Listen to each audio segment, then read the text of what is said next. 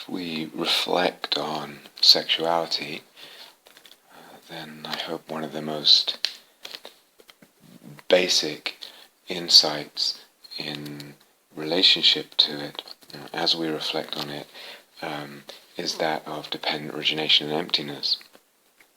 In other words, that we are aware and we never lose sight of the fact that sexuality, like anything else, like everything else, does not exist independently of the way of looking. Sexuality doesn't exist independent of the way of looking. It has no inherent existence as this or as that. It's always, in other words, coloured and shaped by the way that we're relating to it, the way that we're regarding it, our assumptions about it, and our assumptions about the path, and about what is not it, or in contrast to it, spirituality or whatever, or morality, or whatever.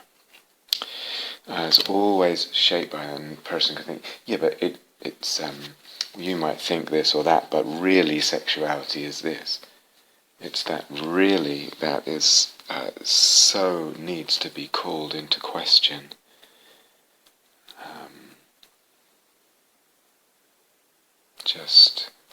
This is the movement of avidya, not realizing the dependent origination of things, dependent on the way of looking.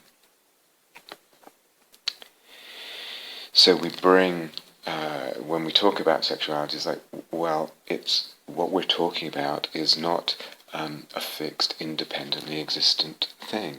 And no matter how much it seems to be just a biological fact, we're talking about something and we can't look at it independent of all kinds of assumptions, ways of relating regarding it, etc., and archetypal styles. How open is our imaginal context, if you like, for what sexuality is and can be. So, if we just use even just the Greek sort of gods as archetypes, Aphroditic sexuality, if you like, the attention to pleasure and sensuality, and the generative urge as well, in terms of procreation, etc. How different that is than, say, the Hermetic. Hermes not interested in monogamy, for example, or the Dionysian with the ecstasy and the intensity there. And also the effeminacy as much as the power and dozens. All these different archetypes, or the archetype of the faithful monogamous couple in marriage, etc. So we bring both conceptual ideas, assumptions, and a kind of narrowness or breadth of archetypal lens, if you like, to what sexuality is. And some of that we get from the culture, from the wider culture, some of it from the subcultures that we move in. We're always bringing something, we're not talking about something that exists independently, that really is like this, or really is like that. So this is, if you like, a fundamental insight that we must keep in mind and keep in our consciousness, and as we're exploring sexuality and opening it up as a topic. So I remember when I was undergrad studying psychology, and it was the time that just after Richard Dawkins' book The Selfish Gene had been released, and people were very talking about it a lot, etc. And actually had Richard Dawkins, as a personal tutor for a very short time, which is a whole other story. But anyway, a student colleague of mine, a student friend of mine, was quite influenced by that book and that whole way of thinking, and he used to say back then, love is just a genetic program to release certain chemicals in your brain, and that's what love is. That's all love is, and it's this very sort of fundamentalist, evolutionary, biological, survival of the fittest genes in this case, way of reducing things, way of looking at things that's very reductionistic. Or I mentioned, for instance, a person I knew, practitioner, who again was very sort of adamant. Sexuality is just a biological impulse to procreation that's sort of been evolutionary selected, etc. And that was the same. So he was very intent on that conception of sexuality, and that was the same person that I described, who described himself as addicted to internet porn. Is there any relationship there between the view and the behavior? Is the behavior kind of coming out of a certain view because it doesn't allow much more? Or, for instance, Nicolas Chamfort is a sort of French moralist around the time of the French Revolution, and he said or wrote, "Love is nothing but the contact of two epidermi." It's the biological word for skin. Two skins, basically, two epidermi. Love is nothing but the contact of two epidermi and the exchange of two pale fantasies. I don't know enough about him to know whether that particular aphorism was actually coming from a broken heart he had. His wife, I think, died. Or how much it was just the view that he arrived at a certain point in life, I'm not sure. But anyway, there is that kind of view. And talked about the Buddha and what he's recorded as saying in the Pali Canon in relation to sexuality, and very strong language, very dismissive, there are views that reduce sexuality and lovemaking, etc., and even human love in different ways, and pigeonhole it either biologically or spiritually or this or that. And I remember, and I think I've told this story before in another context, perhaps many years ago in a talk.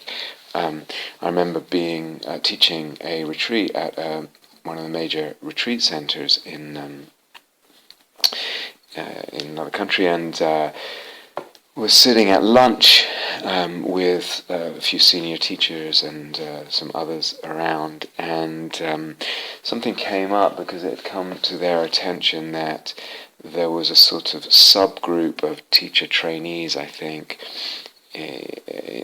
elsewhere in the country, who had started a group or were affiliated with a group. I can't remember what it was called or exactly what they did, but it involved something like mindful sex, a group for mindful sex or something like that, and may have involved mutual masturbation, or I think that was, I'm not quite sure of the details, but it was something like that. And they were promoting it as a sort of spiritual practice to integrate sexuality, to explore and open sexuality mindfully. And so I was just listening, really, because I didn't know much about it, and watching the back and forth of the conversation. And what I was struck by was the immediate dismissal of this group and this idea, and the wanting to be clearly disassociated from it and make sure the insight meditation world is clearly not in any way referred to or associated with, etc.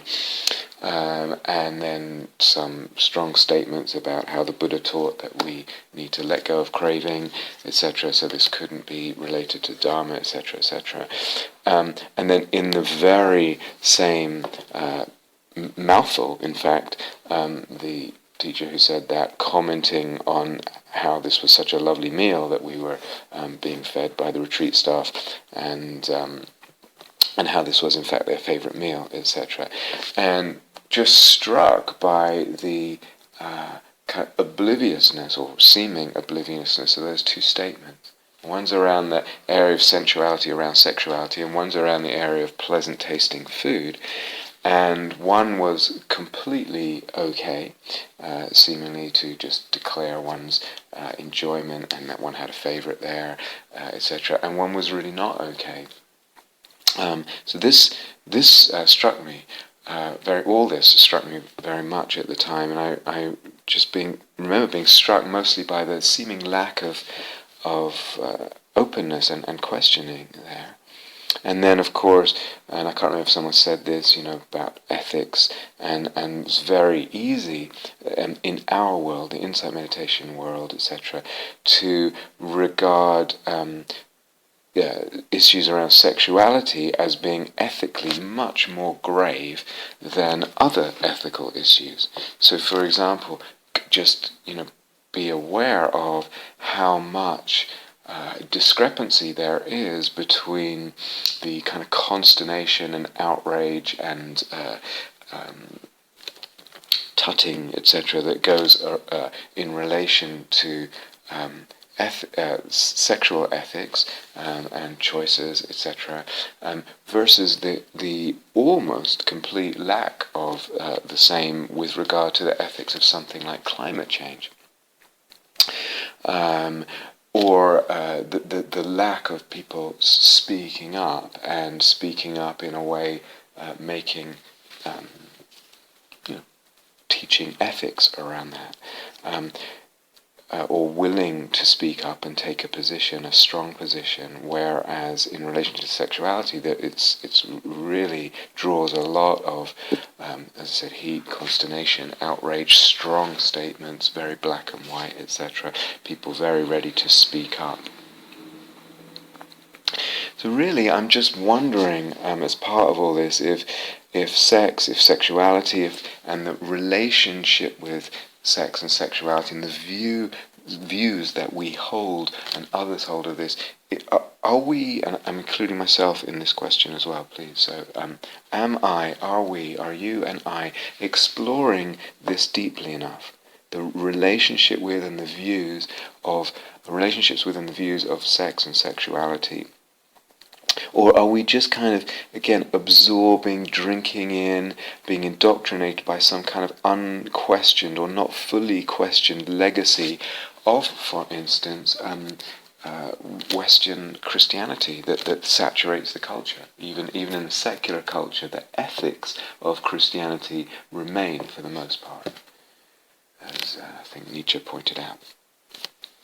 So we're saturated by Christian-influenced ethics, which have a certain view of body, sensuality, sexuality for the most part, and also of Pali Canon Buddhism, Buddha Dharma. So my inquiry here is really into how open is my questioning, how open is our questioning about all this, about the relationships and about the views. I'm absolutely not advocating some kind of moral nihilism, like there should be no ethics, anything's fine around sexuality. No, please, I'm really not stating that. I'm more questioning how much questioning, and I don't know, how much questioning is there in regard to the relationships, views, attitudes to sex, sexuality and sensuality and eros. And as I said, for me as well, can there be an exploration rather than kind of contracting, cutting exploration short and contracting down to just, we know the answer, this is the answer, this is the decree. So for me, I don't know. It's an open exploration. There is not, as yet at least, any arrival at a final answer there. But to say something like sex is a distraction, sexual thought, sexual images, it's a distraction. All in a Dharma context, to say something like that already implies a view.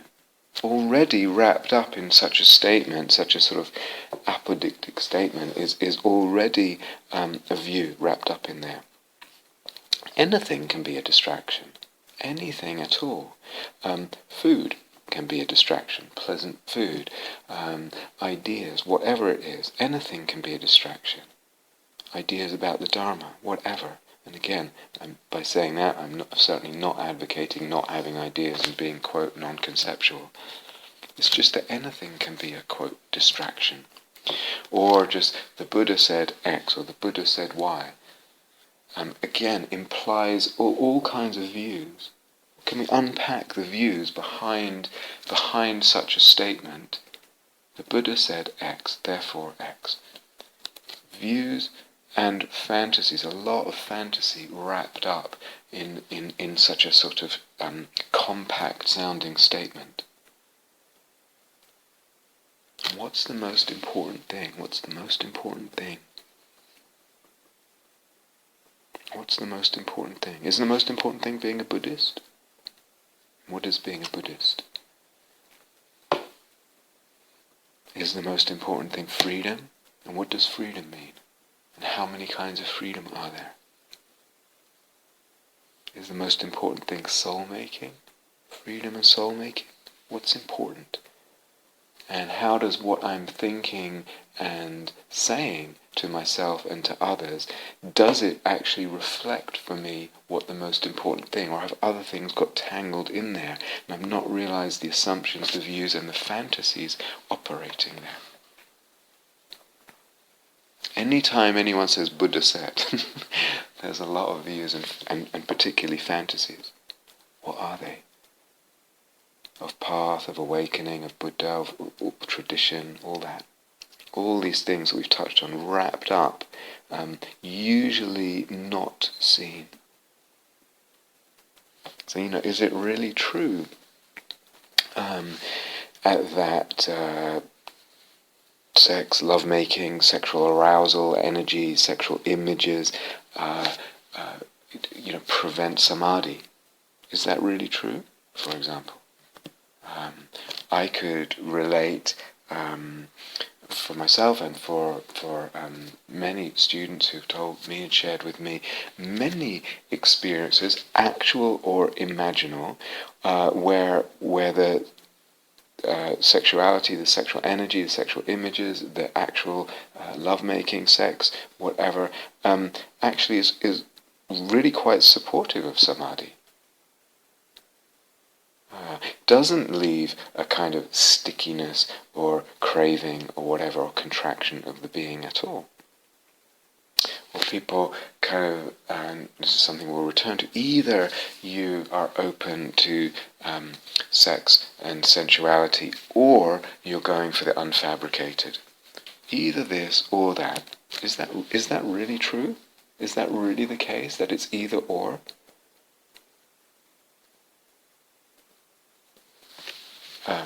All we would need to do to disprove that is find some celibate people who have not realized the unfabricated and who may want to, and some people who are not celibate who have realized the unfabricated. And this is certainly quite possible. Get into this either or thinking. There's all kinds of things wrapped up in our conceiving and assuming around this.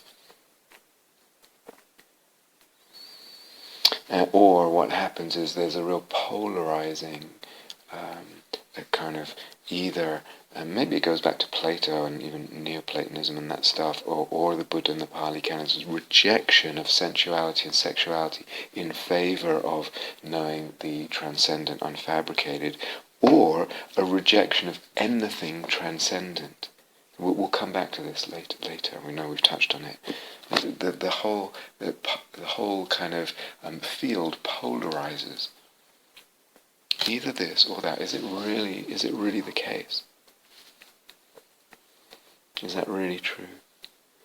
So we can compare, for instance, such views as we were talking about before of my undergraduate fellow student, or this other person who described himself as addicted to porn, or what Jean-Paul said, or what seemed to be being articulated at the teachers around the lunch table, etc.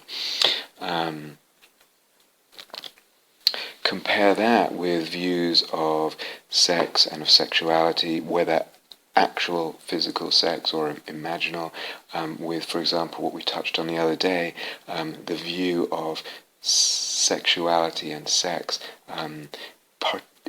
participating in that, through that, participating in mirroring, echoing something much larger, something cosmic, and even perhaps creating or healing the divine in that. What a different view that is of what sexuality is, or should we say could be, can be, how it can be transformed, again, by the way of looking.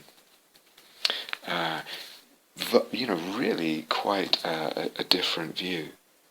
And I wonder, sometimes I wondered if that kind of view of participating in something much larger, something more cosmic, through sex, participating in something much larger and more cosmic, if that sense is actually, perhaps, I don't know if this is true, perhaps easier for women, because of the cycles of menstruation, for example, and because of the potential, at least, if not the actuality of pregnancy. One really feels one is, I've been told by someone, you're subject to something there in the cycles and in the what is being born in you and coming through you and what your body is subject to. Your whole being is subject to menstruation and pregnancy, etc. You're subject to something much larger, and you can feel. But there's the possibility of feeling that in a very different way, much more embedded cosmically, reflecting the earth and the cosmic cycles, and something bigger than you are. Whereas, potentially, at least for the male, it's possible to scatter one seed, sow one seed, enter and leave, and not have that sense, if you like, be a sense of just, so to speak, dipping in and out, and not being caught up in something or at the center of something much, much vaster, much more multidimensional, much more cosmic in its order. It's much perhaps easier for the woman to feel that, for the female to feel that, than it is for the male, perhaps. But compare those kind of views I was talking about before with that kind of participatory view, or I'm going to read you something from the myth of Inanna. And Inanna was a Sumerian goddess, and her courtship with Dumuzi, the shepherd, who may have been a mortal. It's unclear. I'm not an expert on this myth at all, but may have been a mortal who, through lovemaking with Inanna and coupleship with Inanna, the goddess, may have become divine. So there's parallels, all kinds of parallels here to what we've been talking about. I'm going to read you. It's actually quite long, but because it's so different than the typical ways we regard sexuality in our culture or cultures, I think it's worth reading at length, just to get a completely different sense of the regard, the reverence, the texture of what sexuality is and what lovemaking can be in the view. So, Inanna, I'm reading now, at her mother's command, bathed and anointed herself with scented oil. She covered her body with royal white robe. She readied her dowry. She arranged her precious lapis beads around her neck. She took her seal in her hand. So she's a goddess, remember. Dumuzi, the shepherd, he's becoming the king through this lovemaking. Dumuzi waited expectantly. Inanna opened the door for him. Inside the house she shone before him like the light of the moon. Dumuzi looked at her joyously. He pressed his neck close against hers. He kissed her. Inanna spoke. What I tell you, let the singer weave into song. What I tell you, let it flow from ear to mouth. Let it pass from old to young. My vulva, the horn, The boat of heaven is full of eagerness like the young moon. Just as an aside, I read saw a short interview with Diane Walkstein, who translated this not too long ago, and she was talking about translations made first in 1937 of the Sumerian myth, and they kept the words like vulva, etc., in the Latin, because back then you just could not publish such things in English. The culture was not ready, she said, and she thinks we're more ready now, but she found that kind of amusing as well. So my vulva, the horn, the boat of heaven is full of eagerness like the young moon. My untilled land lies fallow. As for me, Inanna, who will plough my vulva? Who will plough my high field? Who will plough my wet ground? As for me, the young woman, who will plough my vulva? Who will station the ox there? Who will plough my vulva? Dumuzi replied, Great lady, the king will plough your vulva. I, Dumuzi the king, will plough your vulva. Inanna said, Then plough my vulva, man of my heart, plough my vulva. At the king's lap stood the rising cedar. Plants grew high by their side. Grains grew high by their side. Gardens flourished luxuriantly. Inanna sang, He has sprouted, he has burgeoned, he is lettuce planted by the water, he is the one my womb loves best, my well-stocked garden of the plain, my barley growing high in its furrow, my apple tree which bears fruit up to its crown, he is lettuce planted by the water. My honeyman sweetens me always, my lord, the honeyman of the gods, he is the one my womb loves best. His hand is honey, his foot is honey, he sweetens me always. My eager, impetuous caresser of the navel, my caresser of the soft thighs, he is the one my womb loves best. He is lettuce planted by the water. Dumuzi sang, O lady, your breast is your field. Inanna, your breast is your field.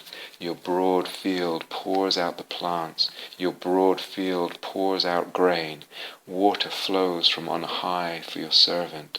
Bread flows from on high for your servant. Pour it out for me, Inanna. I will drink all you offer. Inanna sang, Make your milk sweet and thick, my bridegroom. My shepherd, I will drink your fresh milk. Wild bull Dumuzi, make your milk sweet and thick. I will drink your fresh milk. Let the milk of the goat flow in my sheepfold. Fill my holy churn with honey cheese.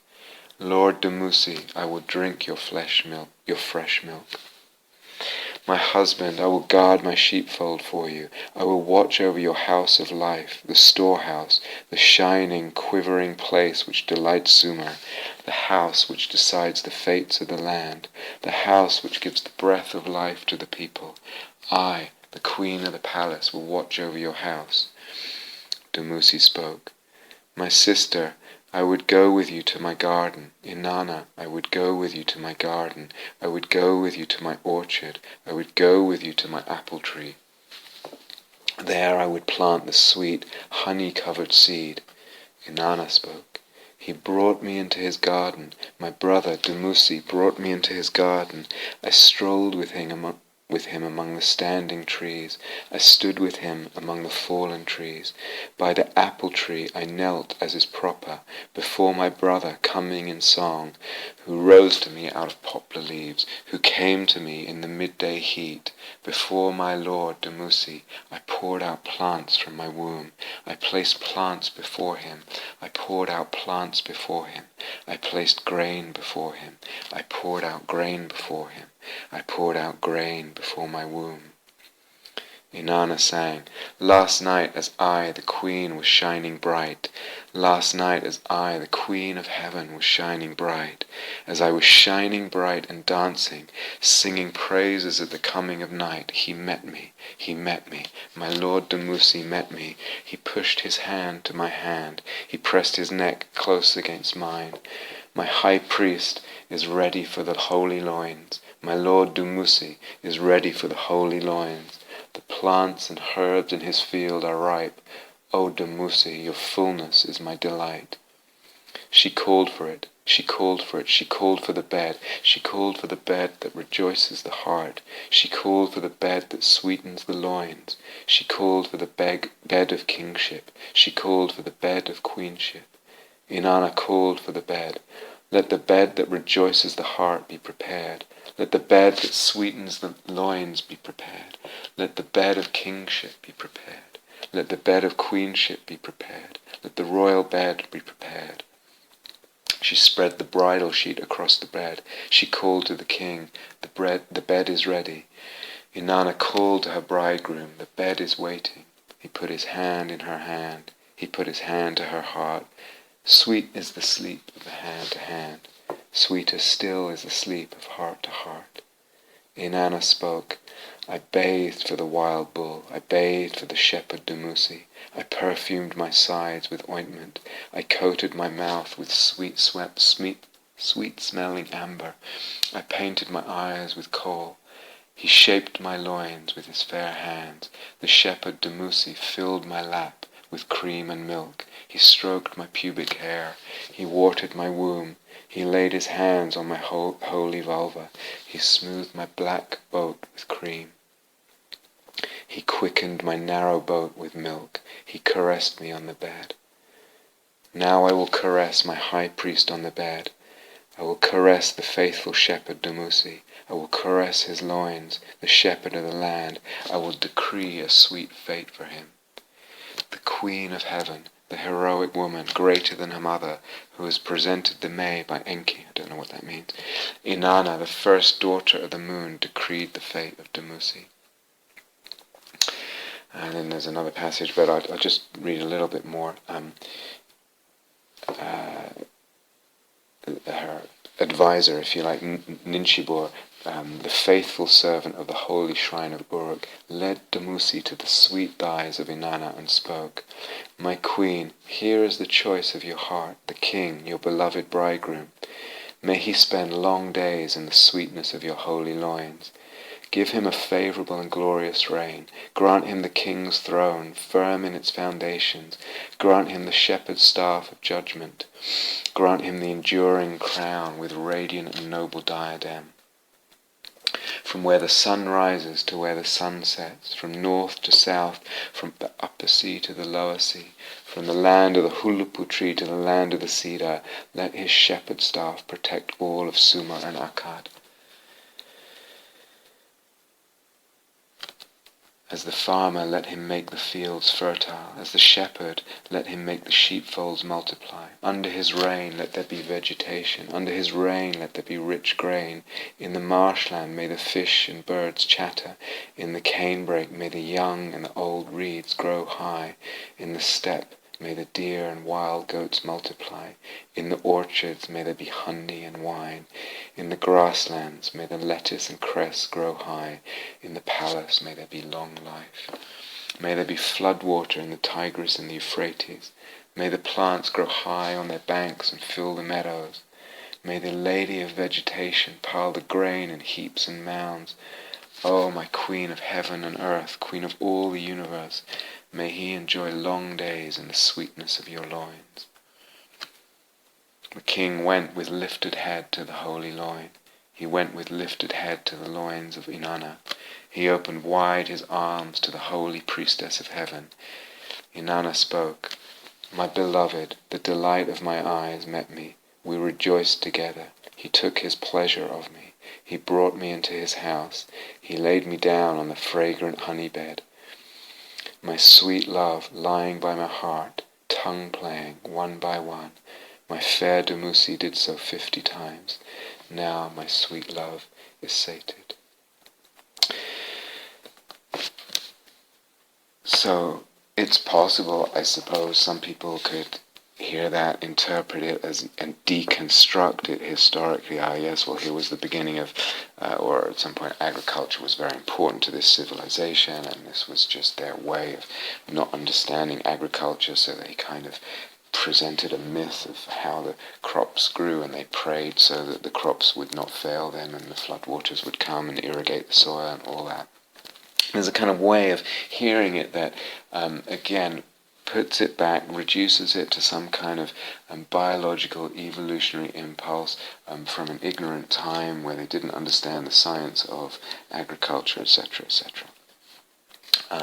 Or you can hear in that poetry there the as I said, the very different regard for lovemaking, for sex, for sexuality, for sensuality. There's nothing there that implies any kind of dirtiness or less than or demeanness. It's juicy, it's completely holy because it's tied in with the cosmos. It's full of cosmopoesis. It's full of it's full of the earth and references to the fertility of the earth and the agriculture and the blessings of that, honey and wine and orchards and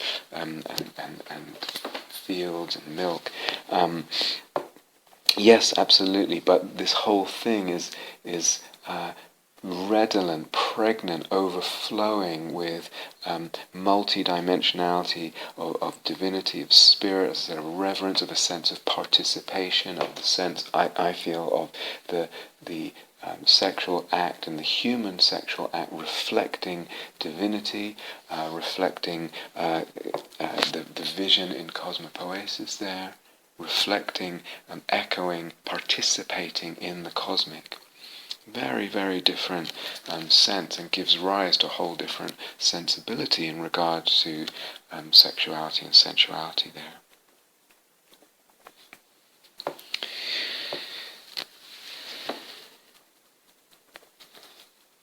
And, it's interesting. So we live in a different time now, and a very different culture, etc. When we come to sex,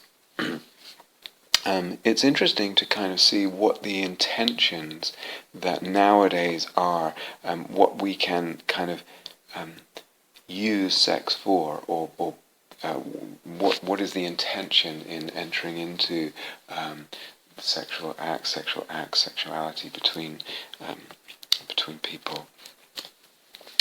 So one, it's possible, it's certainly possible that sex is just reduced to wanting to experience pleasant sensations, or that's a part of it. I want to experience pleasure, pleasant Vedana, basically. It's also possible that we may be using sex to some degree, or as part of the mix there, for a kind of what we might call ego gratification, or to prop up or to try and inflate a certain self-view, a certain ego image, if you like, in the poor sense of the term image. And either that's through making sexual conquests and wearing them as a feather in one's hat, as a kind of ego gratification, or of using the sex as kind of interpreting it as an indication of one's own desirability or one's own lovability. He loves me, she loves me, whatever it is, they love me. How do I know? Well, because we had sex. Because so it's either desirability or lovability or some mixture there. All this is possible. And frankly speaking, sex can be for political reasons. Certainly in the history of different cultures, that has been, marriages and liaisons have been arranged for political reasons, for empire reasons, all kinds of things. But even within a relationship, there's, if you like, the sort of political, the possibility that sex is granted or withheld or used for, in a kind of strategizing, maneuvering for other stuff as well,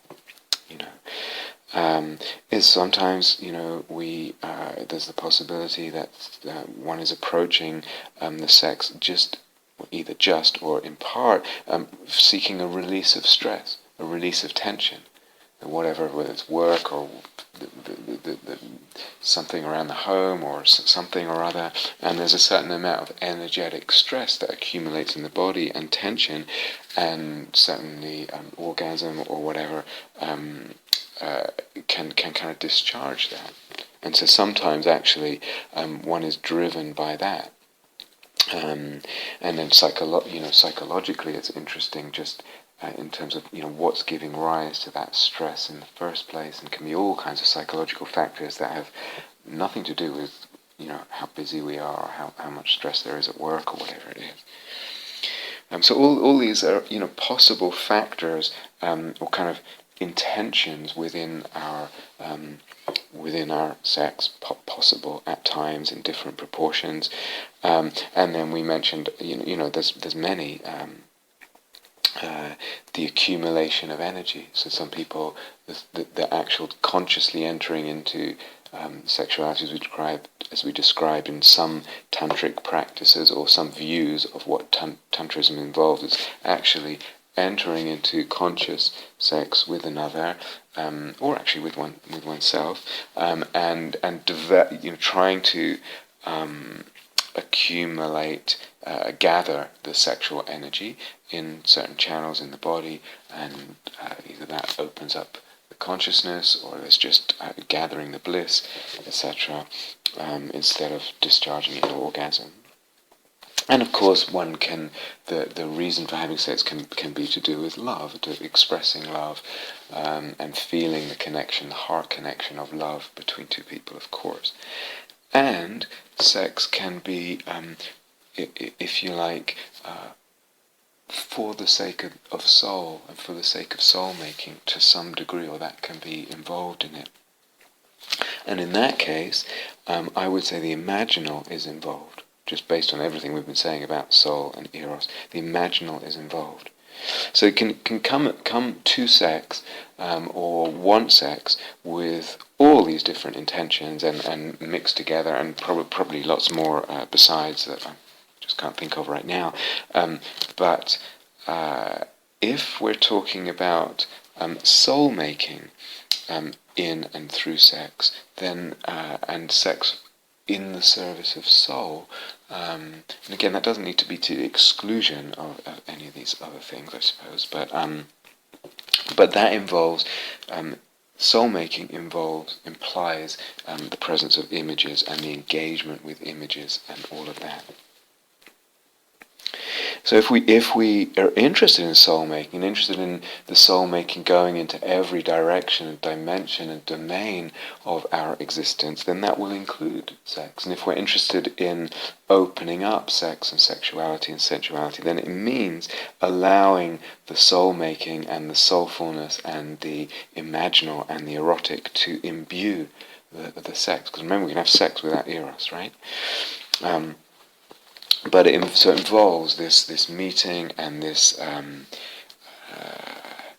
pervading of each other, the imaginal and the sexual.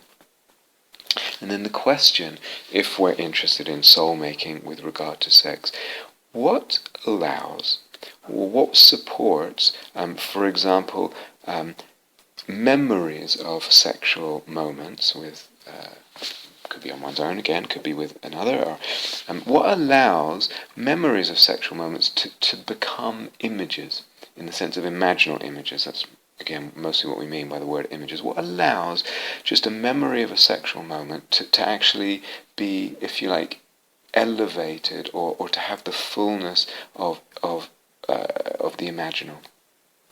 Or during the actual sex itself, what allows and what supports the perceptions, the experiences in the present to become imaginal, to become image, to have that kind of iconic sense to them, that sense of the eternal, that sense of dimensionality, divinity, participation, all of that.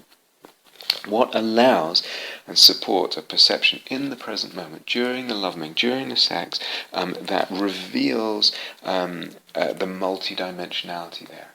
What allows the multidimensionality to be revealed? What supports the multidimensionality to be discovered or revealed? So to me, that's quite an interesting question. What allows the soul, not just talking about heart, not reducing soul to heart.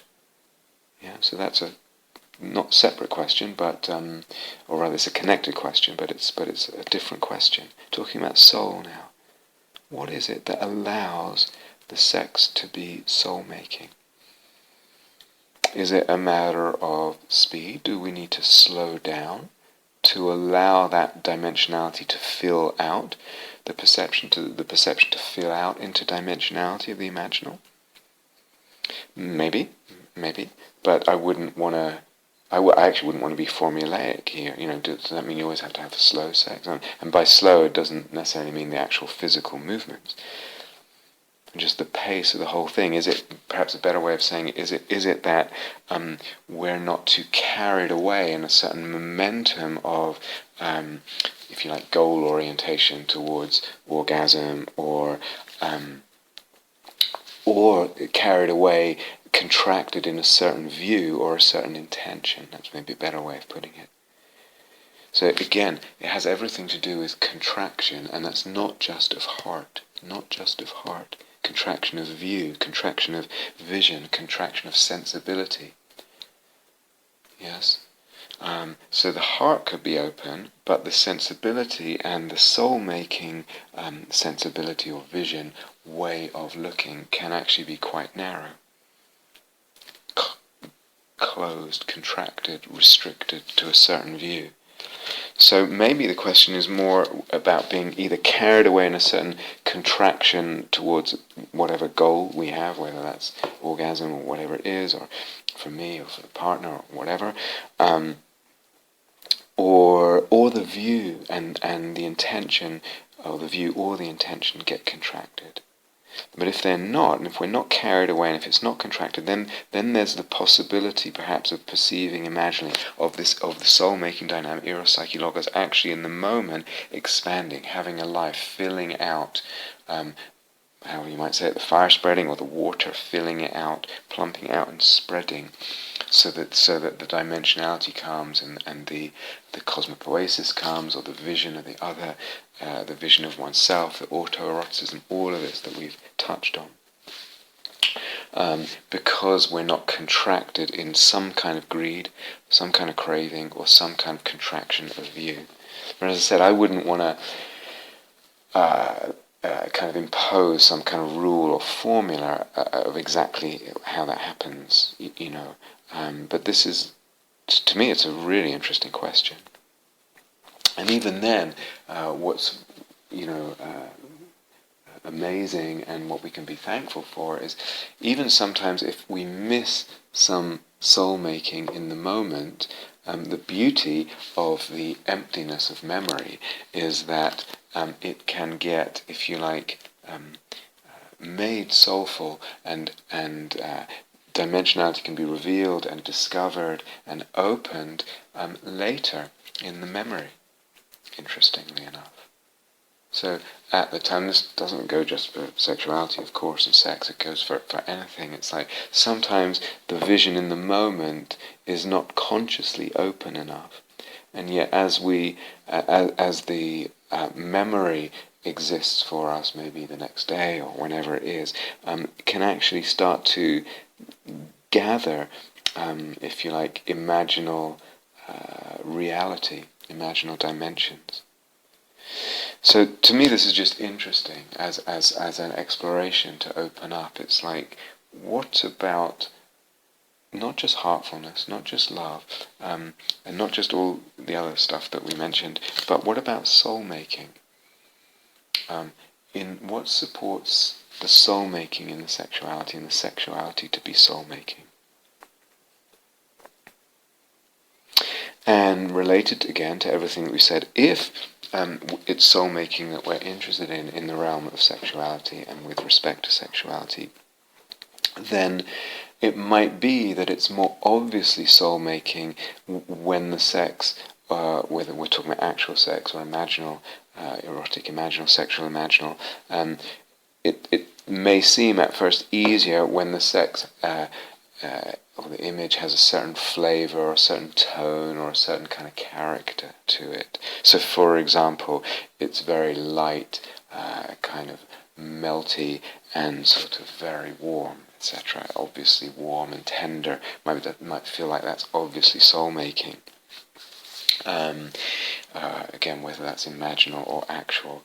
But I would say in the Eros Psyche-Logos dynamic, because of the expansion, can we, and some people will find this easier at certain times than others for lots of different reasons, but the movement is to expansion and inclusion, so that there will be not just the light and the melting and the sort of warm, tender sexuality that is obviously soul-making, but also, as we said before, the darker, the more voracious, etc., the less normal. So this too, there's a lot of soul-making potential in that, or potentially there can be a lot of soul-making potential in that. And again, we've said this before, but don't, jump to assuming so quickly. Some people will assume, just because of the norms, because of a certain amount of indoctrination, because of the cultures, but that kind of thing must be disrespectful. That kind of thing, we assume that there's no love there. That kind of thing must be an objectification. I shouldn't objectify people. What does it mean to objectify? To me, part of what it means is not seeing and valuing the totality of the other person's being. Can we look again, look more closely, look more openly, and without assumptions, and actually question, is it disrespectful? Is there really no love here? Am I objectifying, etc.? Is there perhaps a holiness, a divinity, a sacredness here, whatever words we might use, that's actually palpable and evident if we just can open our eyes and attune the gaze, notice it, perhaps relax the gaze, because it's not something you can force. You can't go gazing at this image or this experience, forcing a kind of sense of sacredness there. Don't want to be heavy-handed with this. Remember the poetry of perception, the art of perception, the art of perception. And sometimes that's more a matter of kind of being more open, more spacious, more receptive, more attuned, more subtle, more light. There's a time for heavy-handedness, there's a time for sort of laser beam attention, all that. And there's other times where more is revealed in the art of perception through much softer, less pressured approaches.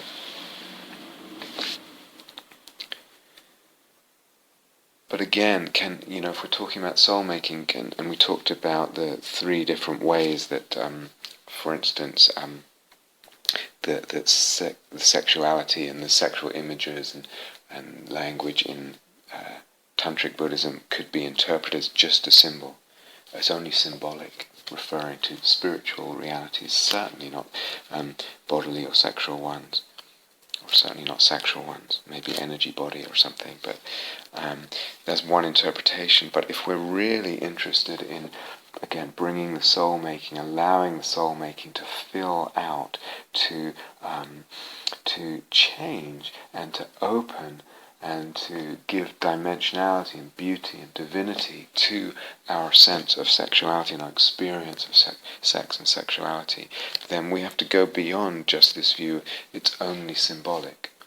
When sexuality can only have a symbolic function in the path, in spiritual teachings, etc. Is it possible, and I think it really is, to re-sanctify sex and sexuality?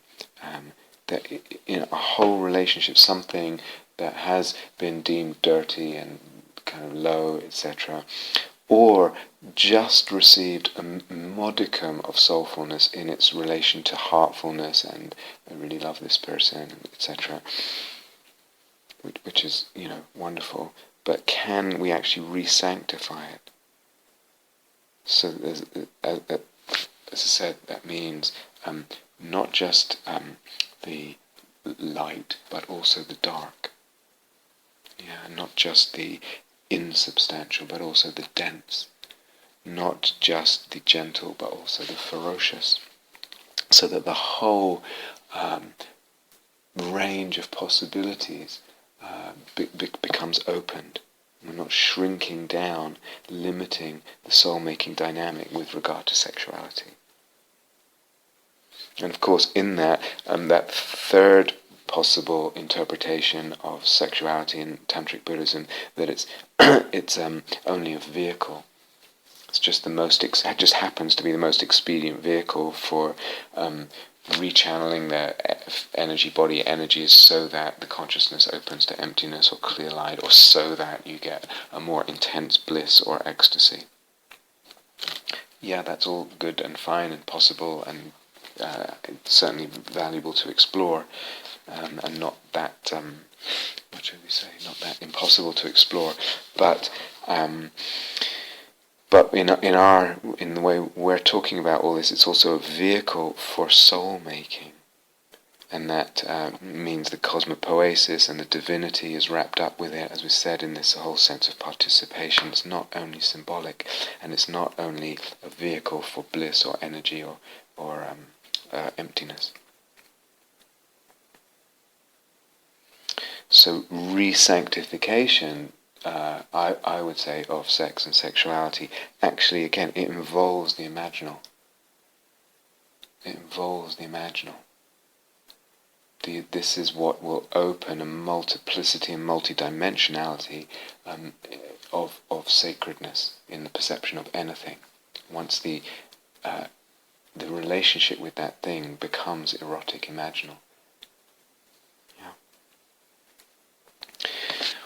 Yeah. As we alluded to before, what can easily happen is, instead of the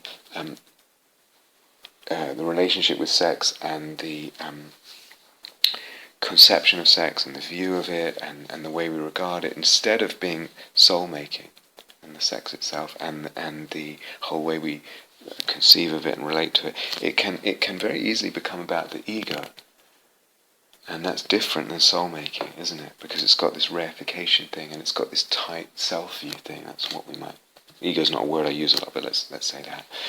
Versus the dimensionality, the openness of the imaginal self-view and the knowing image as image that happens in our definition of soul-making.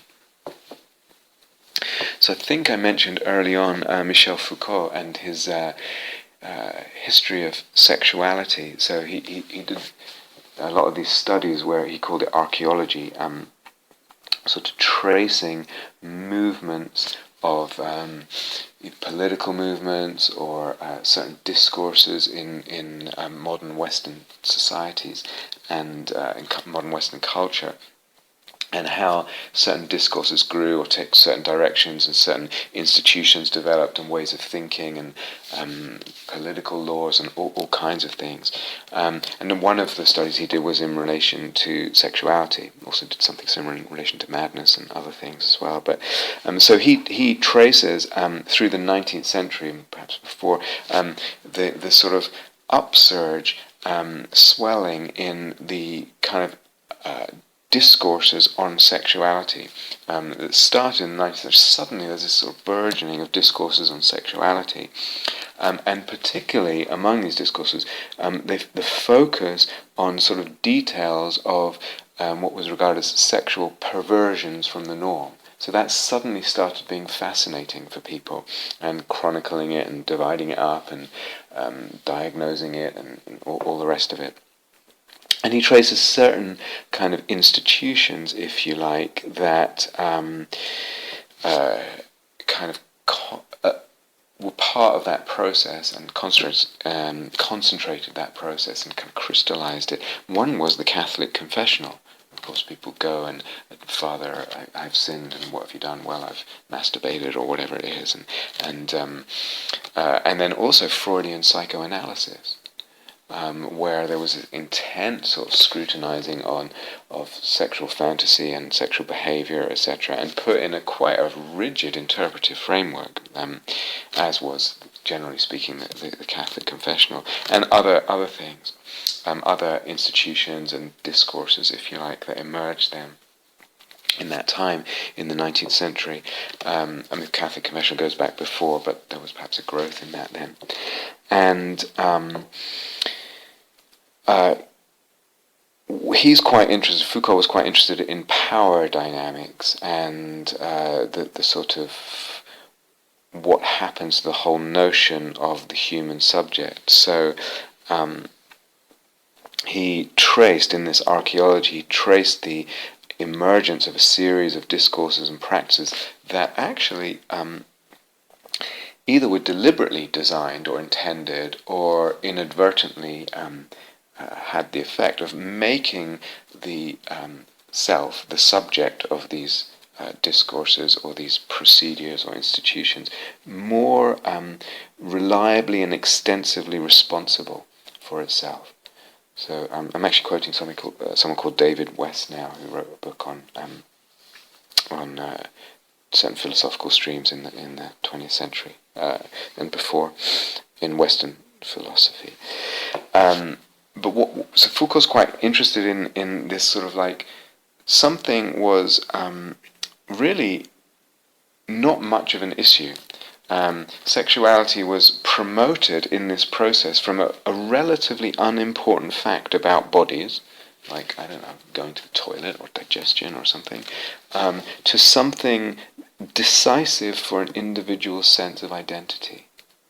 That's really quite interesting to me. Sexuality promoted from being a relatively unimportant fact about bodies in Western culture of a certain time, to being something decisive for an individual's sense of identity. Again, not for everyone, but quite a lot. So it becomes something quite loaded and quite central and intimately connected with the whole sense of self and identity. You understand? And wrapped up in that is this whole power dynamic, which Foucault was particularly interested in, so that for instance, in the Catholic confessional or in Freudian psychoanalysis, like you are now responsible for this. We're opening up this territory. You're talking about this experience. We're interpreting it a certain way. In Freud's case, it's something very dangerous that civilization needed to keep a lid on, so to speak, and maybe let out enough steam so the sort of boiler doesn't blow. But generally speaking, the id and the sort of instinct of sexuality needs to be repressed to a certain extent, or controlled at least to a certain extent. And again, in the Catholic confessional, it has a certain interpretive view of sexuality, and so this is now getting the subject, this self or that self, to be, in West's words, more reliably and extensively responsible for itself. So something that hadn't been so this whole area that one needs to fret about and think about and control, and that actually it becomes now an area either to worry about, to feel guilty about, to obsess about, or, and what's more common nowadays, is a way that's, as he points out, central to my identity. So a lot of identity construction revolves around sexuality, sexual expression, sexual style, sexual manifestation, sexual experience, or lack of experience, this or that, sexual prowess, whatever it is. And again, I probably wouldn't make this too black and white. I'm sure these were all seeds that existed in Western culture anyway, but what's interesting is how they get amplified and drawn out and connected with the sense of identity. So this is related to, I think, something I've touched on a couple of times over the talks, is that our whole sense of self, our whole notion of self, and our whole actual sense of self, like who I feel I am, who you feel you are, or what we feel is involved in a self and important in a self, is actually enlarged in modernism, or with the advent of modernism, to include, in this case, a new delineation. Sexuality, what kind of sexuality, what's the sexual expression, what's the sexual style, what's the sexual domain of experience, etc. So the larger point is that the self that we experience is so natural and in many cases problematic, is actually a different kind of self-experience than, say, of that the Buddha was addressing in the time of that he was teaching in India, Pali Canon Buddhism, we now have a whole kind of complexity and range and kind of landscape of psychic interiority that didn't really exist for people before these delineations were made, whether it's sexuality or this or that or whatever. You understand? So the whole complexity and range, etc., making these delineations makes the interiority more complex and more stretched, if you like. So, and then all this plays into questions about identity and our fretting about identity or our celebration of identity and all of that. Now, I'm not actually judging this or even the rise of the importance of the rise of individualism and identity. I mean, certainly it has a shadow side, and we don't need to kind of rehearse that again and go over it. It's pretty obvious, especially if you've been exposed to any Dharma teachings. But go back to what we were talking about, making delineations near the beginning of this course. And Epictetus, I think it was, saying everything's got two handles, beware of the wrong one. So when we make delineations, for instance, the whole fretting of identity can get hold of it in a way that's actually, like a double-edged sword. It's problematic. It can be problematic. There has been a proliferation, according to Foucault and even beyond his time, around sexuality and its relationship with identity, and it's become, as I said, something decisive for an individual's sense of identity. Not for everyone, and certain generations maybe less so, but certainly for beyond a certain date, let's say, in Western society. People may not talk about it so much, but that may also be wrapped up in reasons why we're not talking about it, and there might be someone not talking about it. Actually, there's still a kind of identity view around that. Not for everyone. But this kind of proliferation, if you like, of delineations and of the whole emergence into what it means for the self and what a self is, and the interiority and the complexity and the identity there, it is a sort of double-edged sword. There's a growth there which we could regard as papancha, or we could also regard it as exactly the Eros Psyche Logos dynamic, expanding.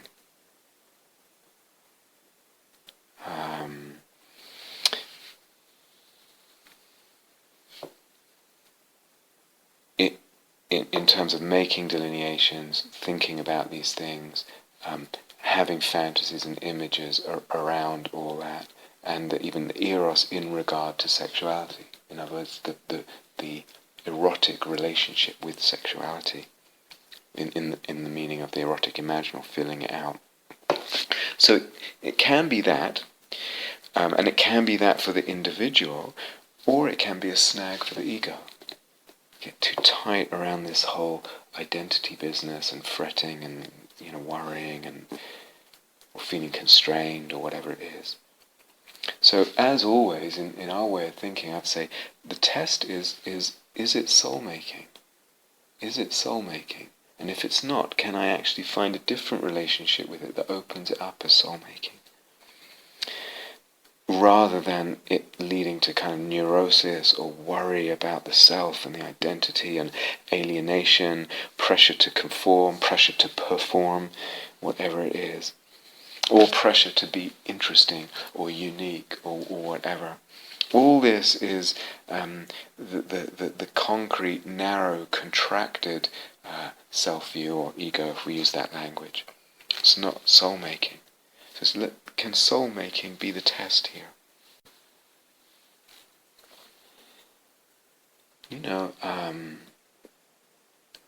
It doesn't need, or it shouldn't need saying, but it's actually important to say, there needs to be kindness with all this.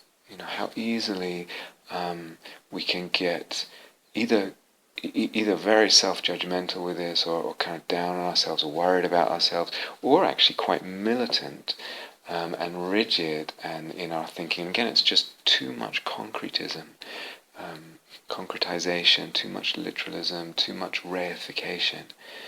But really, in regard to all this and the possibilities in our relationship with sex and sexuality, and we really need kindness in the exploration. Yeah, so that's really important to say that, to realize that.